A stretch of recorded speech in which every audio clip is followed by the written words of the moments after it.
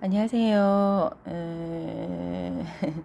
오늘부터 말씀을 다시 시작하려고 하는데요.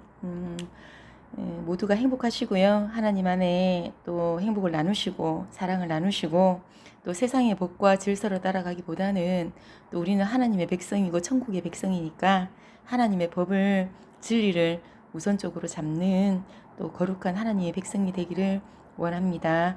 오늘의 말씀의 주제는 하나님의 집이 되라입니다. 오늘 날씨가 너무 맑죠? 저 바깥으로 한번 나가볼까요? 자, 천사가 보이기도 하고요. 십자가가 보이기도 하고요. 자, 밖에 보면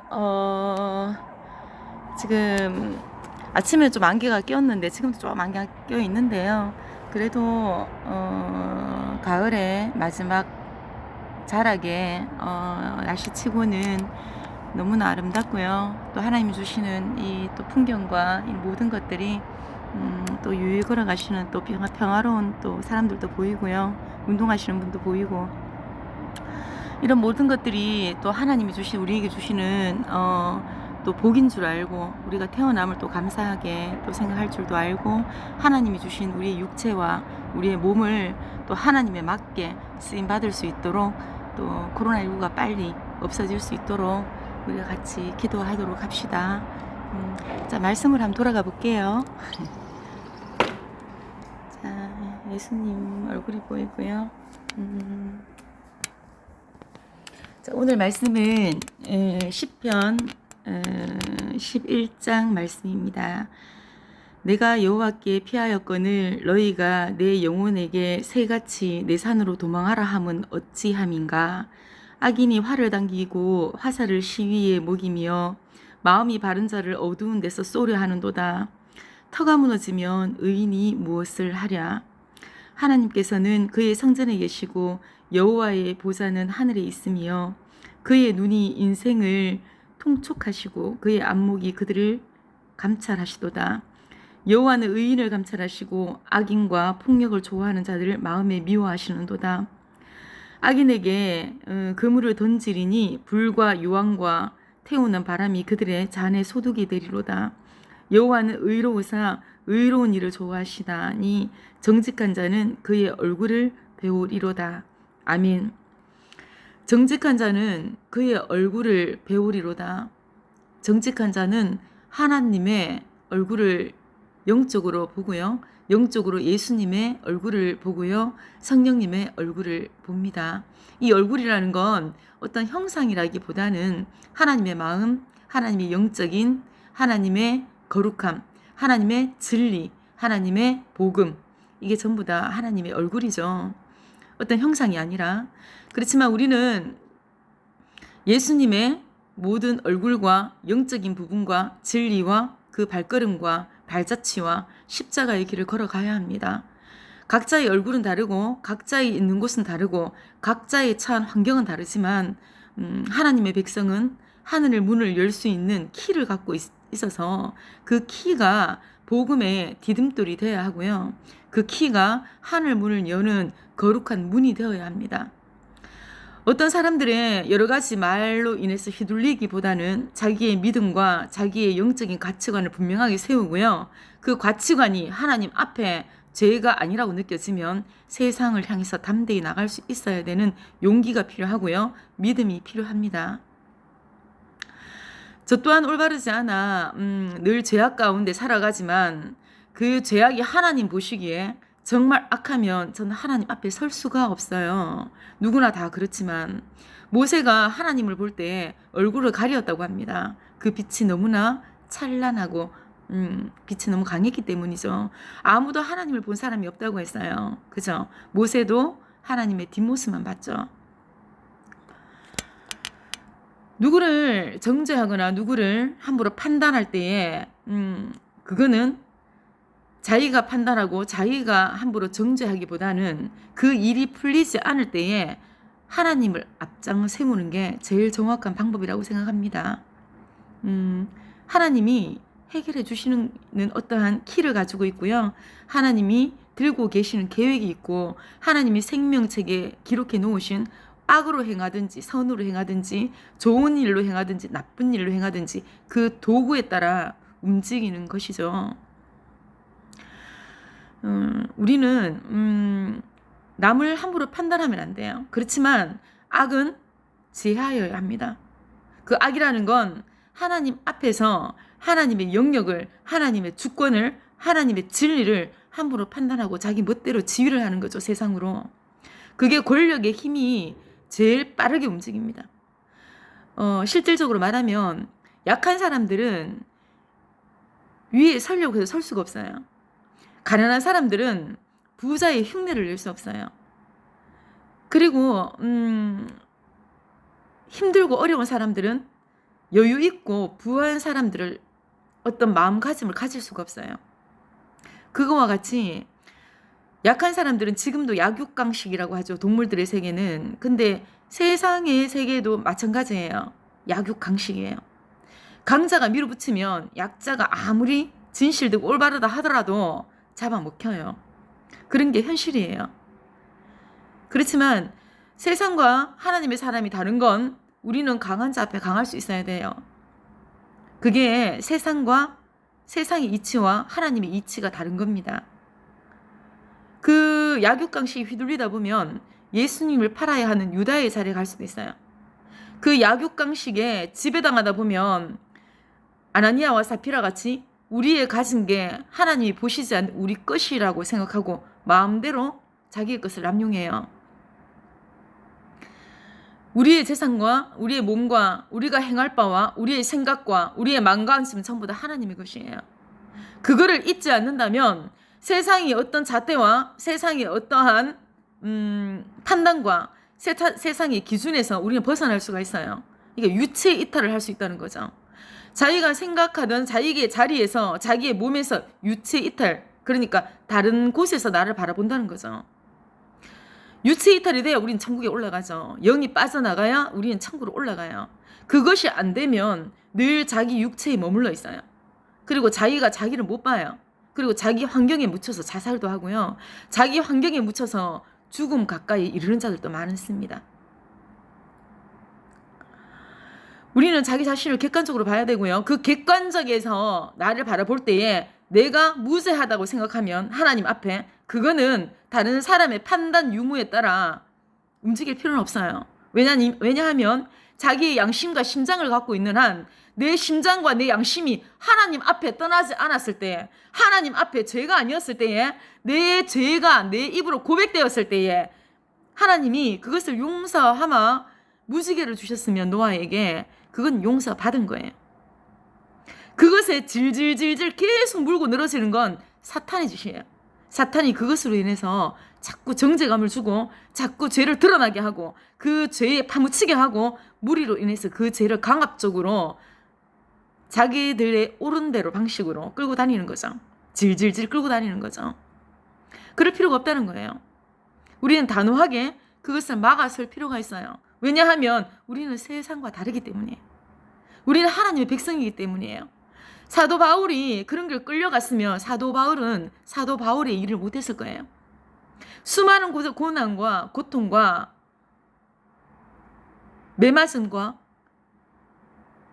거기에 끌려갔더라면 그 중심이 유체 이탈을 하지 않고 영원히 육체와 함께 끌려갔더라면 그 사람은 소아시아를 다니면서 복음 전하는 일을 멈춰야 했을 거예요.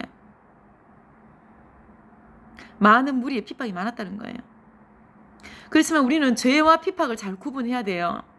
그 죄와 핍박은 복음을 전하다가 핍박을 당하는 건 그건 정말 핍박이에요. 그렇지만 남을 욕하다가 핍박을 당하는 건 그것은 자기의 죄 때문이에요. 분별을 하라는 거예요. 우리가 사랑을 전하고요. 선교의 형태를 전하고요. 우리가 복음을 전할 때에 거기에 핍박은 핍박이에요. 말 그대로. 그렇지만 사탄의 올무에서 남을 핍박하고 남을 정죄하고 남을 판단하고 함부로 거기에 어떠한 자기 의를 세우는 건 그건 분명하게 죄예요. 잘 분별하시고요. 오늘도 여기 보면 말씀해 보면요. 3절에 터가 무너지면 의인이 무엇을 하랴. 복음의 터가 무너지면 의인이 할 게 없다는 거예요. 복음의 능력이 시작되지 않으면 유체 이탈을 하기도 전에 이 육체와 영이 분리되지 아니하고 끌려간다는 거예요, 세상에. 그렇게 되면 영이 망가져요. 육체가 무너지죠. 육체가 건강하고 영이 건강해야 하나님은 일을 하는데 육체가 유체 이탈이 안 되고 자기의 영이 자기 육체에 먹어버리면 세상의 지식과 세상의 가르침과 세상의 판단 유무의 약육강식이 흔들려 버린다는 거죠.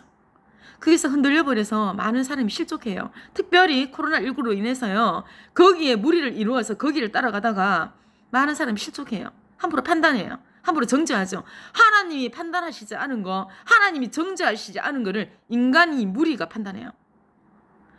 그걸 옳다고 여겨요. 왜냐하면 무리가 힘이 세거든요. 권력이 말씀드렸잖아요. 가난한 자가 부유한 자의 여유로운 마음을 따라갈 수가 없어요. 권력이 없는 나약한 밑에 있는 그러니까 말단 직원이 사장의 어떤 권위를 따라갈 수가 없어요. 그 권위에 도전할 수가 없다는 거죠. 그 때문에 늘 약한 자나 가난한 자는 무너져요. 누구한테요?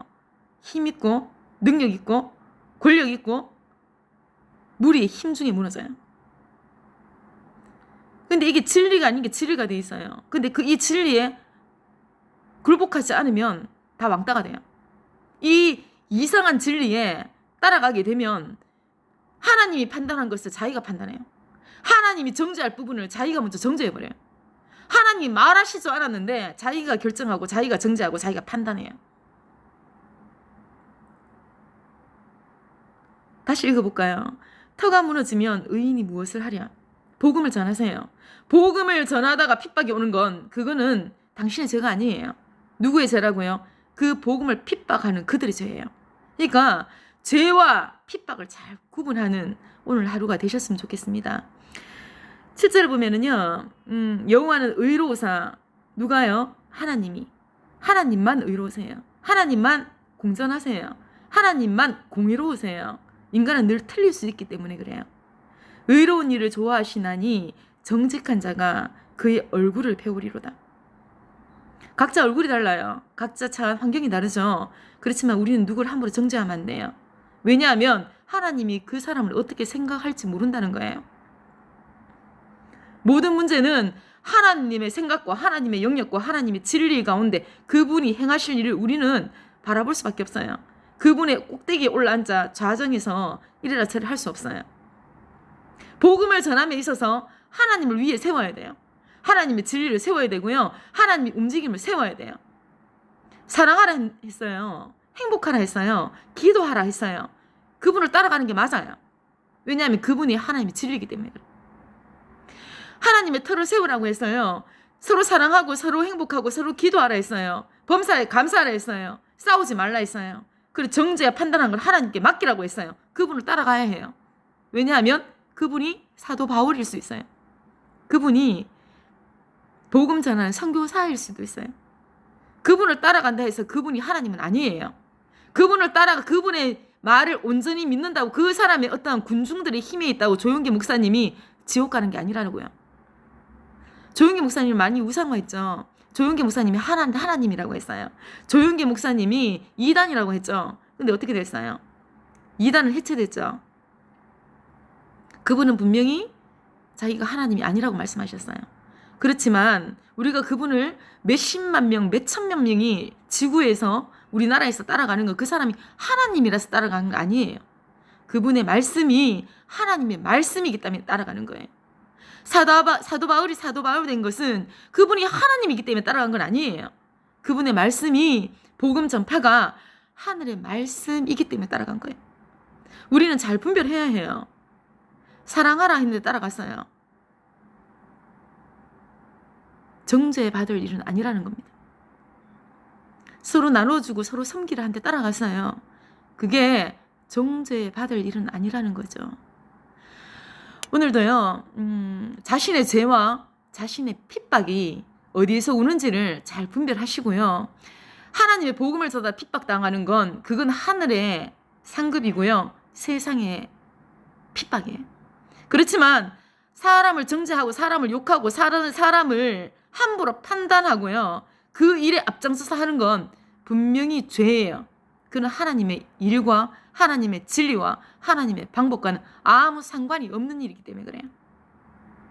우리는 진리를 따라가야 되고요. 하나님 말씀을 따라가야 돼요. 그 말씀이 진리이기 때문에, 그 말씀이 생명이기 때문에 하나님이 하라 하는 대로 그 중간에 디딤돌을 내서 많은 사람들을 전도하고요. 복음을 전해야 해요.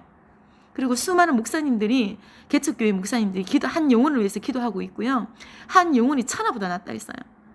영혼 전도하는 일에 게으르지 마시고요. 각자 부족해요. 저 또한 부족하고요. 저 또한 죄도 많고요.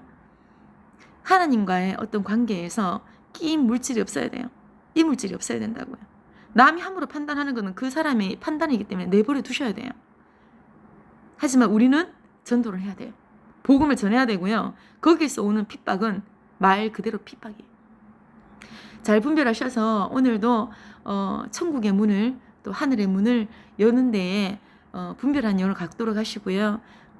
어지러운 세상 속에 하나님의 백성으로, 또 천국의 사람으로 또 나눠주고 배려하고 섬기는 일에 우리가 먼저, 세상 사람과 달라야 되잖아요. 우리가 먼저 앞에 설 수 있는, 우리가 먼저 나눠줄 수 있는 그런 자리에 한국의 어떠한 빛과 소금이 되어서 하나님의 백성으로 부끄럽지 않는 하루가 되시길 기도합니다. 제가 기도하고 마치도록 하겠습니다. 하나님 아버지, 우리가 각자 얼굴은 다르고 각자 처한 환경은 다르지만 다윗의 시처럼 하나님 얼굴을 배우리니 하나님의 빛의 광채에 진리에 우리가 한 발 한 발 더 가까이 갈 수 있도록 도와주시옵소서. 복음을 전하다가 핍박당하는 거, 복음을 전하다가 아버지 무시당하는 거, 복음을 전하다가 아버지 내어 침당하는 거, 그것에 대해서 무서워하지 않게 하시고 두려워하지 않게 하시고 하나님의 영권 능력을 허락하셔서 하나님 백성들 위해 오늘도 하나님의 날개가, 천사의 날개가 아버지 하나님 세상을 등지고 우리가 하나님 나라를 바라볼 때에 그 안에 숨겨주시고 그 안에 보호해주시고 하나님 나라 가운데 진리를 발견할 수 있게 도와주시옵소서. 모든 영광 하나님 앞으로 왔사오니 하나님 모든 영광 하나님 홀로 취하시고 우리의 모든 것을 주권하시고 하나님 나라의 귀한 보배로 이 땅에 살아가면서 아버지 하나님 일하다가 사명 다하다가 갈 수 있도록 칭찬받는 백성들이 될 수 있게 도와주시옵소서. 모든 영광 주님께 올려드리면서 예수님의 이름으로 기도하였습니다. 아멘. 하나님 안에 행복하세요.